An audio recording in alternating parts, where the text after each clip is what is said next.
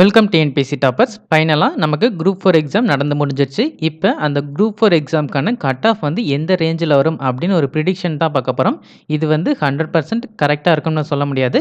Previous cut ஆஃபை வச்சு நம்ம analyse பண்ணியிருக்கோம். ப்ரீவியஸாக இருந்த மார்க்ஸையும் வச்சு நம்ம அனலைஸ் பண்ணியிருக்கோம். அதை பேஸ் பண்ணி தான் இந்த கட் ஆஃப் கொடுக்குறேன். இந்த கட் ஆஃப் வந்து உங்களுக்கு மேக்ஸிமமாக தான் இருக்கும்.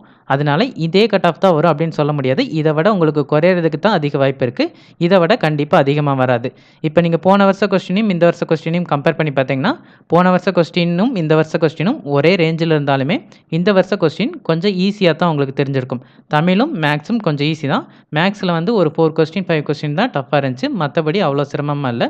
ஜிகே கொஞ்சம் ட்விஸ்டடாக இருந்தாலுமே எழுதுகிற மாதிரி தான் இருந்துச்சு. போன தடவை நமக்கு 10,000 வேகன்சி இருந்துச்சு. இந்த தடவை நமக்கு 10,000 இல்லை, 5,000 சம்திங் தான் இருக்குது. 5,000 சம்திங் இருந்தாலுமே அதில் ஃபாரஸ்ட் வாட்சர் அந்த போஸ்ட்டெல்லாம் இன்க்ளூட் பண்ணி தான் கொடுத்துருக்காங்க. ஸோ வேகன்சி போன தடவை விட இந்த தடவை கம்பேர் பண்ணும்போது ரொம்ப கம்மி தான்.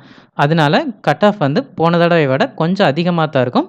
ஒரு +3 மார்க் நான் வந்து அதிகமாக கொடுத்துருக்கேன். இந்த ரேஞ்சில் வரதுக்கு தான் அதிக வாய்ப்பு இருக்குது. இப்போ கரண்ட்லி குரூப் 2 கவுன்சிலிங் நடந்துகிட்ருக்கு. ஆல்ரெடி குரூப் 4 போஸ்டிங்கில் இருக்கிறவங்க தான் இந்த குரூப் 2வையும் எழுதியிருப்பாங்க மேக்ஸிமம்.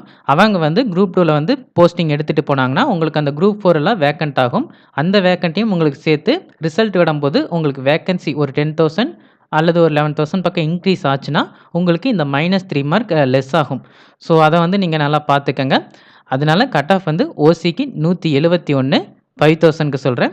சப்போஸ் வேக்கன்சி இன்க்ரீஸ் ஆச்சுன்னா உங்களுக்கு ஒரு 168 வரைக்கும் சான்சஸ் இருக்குது. பிசிக்கு 170, அதே மாதிரி குறைஞ்சிச்சுன்னா ஒரு -3 பண்ணிக்கோங்க.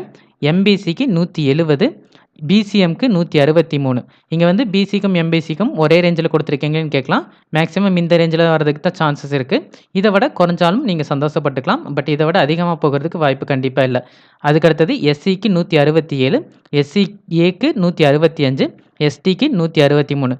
இது எல்லாமே ஜென்ரலில் தான் கொடுத்துருக்கேன். அதாவது எக்ஸர்வைஸ்மெண்ட் கேண்டிடேட்ஸ், விடோ கேண்டிடேட்ஸ்க்குன்னு தனியாக நான் பிரித்து கொடுக்கல. இது வந்து ஓவரால் கட் ஆஃப் ஜென்ரலாக கொடுத்துருக்கேன். அடுத்தது டைப்பிஸ்ட்டுக்கான கட் ஆஃப் பார்க்கலாம்.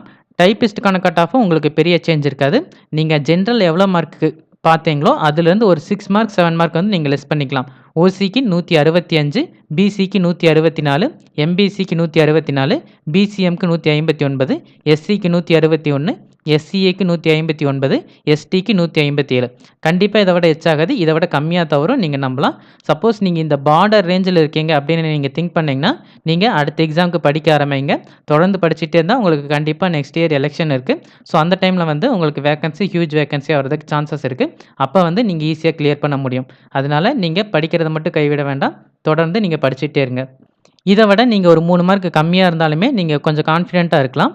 பட் இதுக்கு மேலே இருந்தால் நீங்கள் ஷூராக உங்களுக்கு போஸ்டிங் கிடைக்கிறதுக்கு சான்சஸ் இருக்குது. இந்த வீடியோ உங்கள் எல்லாத்துக்கும் யூஸ்ஃபுல்லாக இருக்குன்னு நினைக்கிறேன். நீங்கள் ஒரு கரெக்டான டிசிஷன் எடுக்கிறதுக்கு இந்த வீடியோ யூஸ் ஆகும். இந்த வீடியோ பிடிச்சிருந்துச்சா லைக் பண்ணுங்கள். அடுத்த டிஎன்பிசிக்கு படிக்கலாமா இல்லை ஜாப்க்கு போகலாமா அப்படின்னு யோசிச்சுட்டு இருக்க உங்கள் ஃப்ரெண்ட்ஸ்க்கும் இந்த வீடியோவை ஷேர் பண்ணுங்கள்.